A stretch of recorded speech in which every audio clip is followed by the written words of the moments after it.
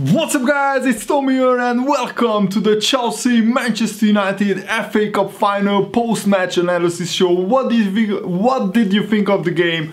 What do you think about Antonio Conte's future? Will he stay at Chelsea or will he get sacked or move to another club? Also, what do you think about Jose Mourinho? There is some serious talking points here that we should discuss, but I would love to hear your opinion because this video is also about you guys, so leave your comments. Do you think that Jose Mourinho can still guide back Manchester United where they were when Sir Alex Ferguson was the manager? Because frankly, this has been a hugely disappointing season for Manchester United. Yes, they made progress in the Premier League, but they went out of the Champions League early by Sevilla. They lost an FA Cup final to Chelsea, and the way they lost it must also hurt Mourinho because he basically got out-Mourinho'd and he was complaining, I think, about Chelsea parking the bus, which could be the most ironic thing in the universe. Because what Chelsea used to do under Jose Mourinho when he became the manager the second time there, they grinded out a 1-0 victory. Because make no mistake, Manchester United created the more chances in this FA Cup. They had 3 times as many shots, 18 shots to Chelsea's 6, but only 5 of those 18 shots went on goal. And Eden Hazard, the talisman of Chelsea, huge question marks about his future. He scored the winning penalty after Phil Jones takes out Eden Hazard. That was a magnificent move by Chelsea. Cesc Fabregas passes it to Eden Hazard, who takes a brilliant first touch, runs past Phil Jones, who is a lot slower than Eden Hazard. It was actually laughable how much speed difference there was between the two players. And Eden Hazard gets ahead of him, Phil Jones takes him out. I think it was a red card, but maybe under this new rule regarding the triple punishment rule that you should no longer send off a player if you give a penalty for a foul in the box. And it was a clear goal scoring opportunity, but there was no malicious intent by Phil Jones. He wanted to take the ball out, so under new rules the referee didn't send Jones off. But Eden Hazard slots the penalty home, a very cool finish. And I think Manchester United suffered because Lukaku didn't start this game, because with Lukaku I think one of the Manchester United chances would have gone in. And Jose Mourinho alluded to this before when he was asked why always Lukaku starts. That's why, referring to his post-match press conference after the Brighton game, where Manchester United lost to Brighton away from home. And I think away at Brighton, Rashford started and Martial played, and they both fired blanks. They couldn't score or get any assists. And Jose Mourinho basically referred to the situation where Man United's backup strikers are just not on the level of Lukaku. And I kind of agree with him because the numbers speak for themselves. Lukaku scored 27 goals in all competitions, which is frankly a brilliant return for any striker on this level. And on the other hand, Rashford is still too raw. And Rashford just doesn't score enough of his chances. He's a great player, great young player, but I'm not sure how he can progress at Manchester United, because Man United play with only one striker, and Rashford on the wing is not even as effective as he is up front. But this was a huge opportunity for Marcus Rashford to stake his claim for a starting place next season, and he failed ultimately, I have to say. Even though he got into good goal scoring opportunities and he had some chances, he failed to take those chances. Either he was not clinical enough, his shots weren't strong enough, or when his shot was strong enough, Courtois made saves.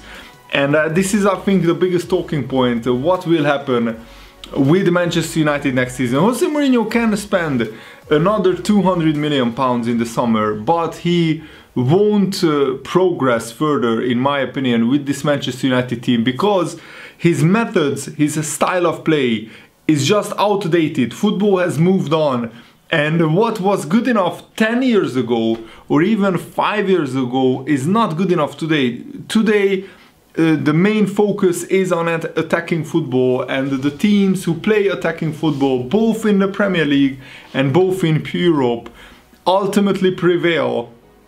And the football has moved into the attacking football direction with this all attack, high tempo, high energy, high pressing game. And Manchester United don't do that. Manchester United under Jose Mourinho, like the Mourinho teams always, usually sit back, they are defensively solid, and they are pretty slow in the build-up play. And yes, they attack, but they don't attack with the pace and the creativity and the ferocity of Manchester City, of Liverpool, of Tottenham. And it's actually very, very surprising. You could even say shocking, maybe it's a bit harsh, but looking at how Manchester United have played all season, it's quite surprising that Manchester United could finish in second place, mainly because of the good defense, grinding out results against some big teams and getting good results against smaller sides.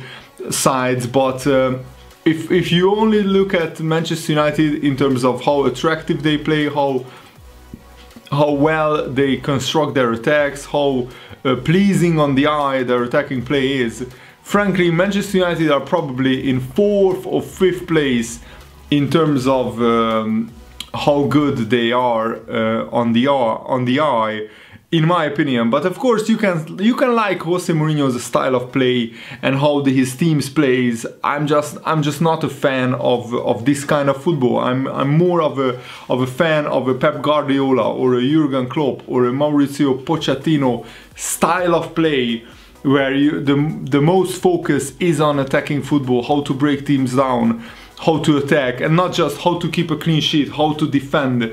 And then your second thought is only to get 1 goal and win the game 1-0, or get 2 goals and win the game 2-1. I prefer the Guardiola or the Jurgen Klopp way. And it was actually very, very interesting how VAR made confusion in this game, because there were a couple of incidents where the referee was talking with probably the referee in a room where he was looking at the video, and you couldn't really tell what was going on and what kind of decision was made, what kind of incidents the VAR referee was looking at. So this was the first FA Cup final ever to use video assistant referees, and Niels Swarbrick, the referee, the referee monitoring VAR, relayed confirmation to referee Michael Oliver that the goal that Sanchez scored was offside. And by the way, the save that Courtois made before Sanchez scored the offside goal was absolutely magnificent. Courtois showed again that he is a world-class goalkeeper. The big question is, what will happen to this Chelsea side? Will they be able to keep most of this team together? Eden Hazard might be on his way. There are talks of him maybe leaving Chelsea in the summer. And honestly, if Chelsea lose Eden Hazard, it will be brutally hard to replace him. And Chelsea have a big rebuilding job to do as well, because Morata, this signing didn't work out. He's cost as much money as Lukaku, 75 million pounds, and Morata only scored 15 goals. And for that amount of money, you should be getting the same amount of goals as Lukaku, something along the line of 20, 25, even 30 goals. So Lukaku justified his price tag, Morata didn't. And it was a big blow for Chelsea, because they lost Diego Costa, who won the league for Chelsea, leading the line, and Morata wasn't half as good. Very evident, because Olivier Giroud started instead of Morata in this FA Cup final. Maybe he suits Chelsea's style of play more. Chelsea, since the Didier Drogba days, have been always a team who relied on a big target man who held the ball up, who was good in the air, very strong, very physical, and who could lead the line, and also who could spread the play and wait for the midfielders and runners to run beyond him and pass the ball to them. So it's a big question for both teams, how they go about their things. And it's very ironic that how one game can change the perspective of a season, because Chelsea, after missing out on the Champions League, it looked like that their season was a disaster. But now that they won the FA Cup, their season is actually a small success, not a big success, because it's still a big disappointment for Chelsea to lose the Champions League and don't qualify for the Champions League next season. But for Man United, they qualified for the Champions League, but they don't have a trophy this season. And Mourinho has actually won 12 of his 15 cup finals. I just read that statistic today, which is absolutely crazy, an amazing statistic.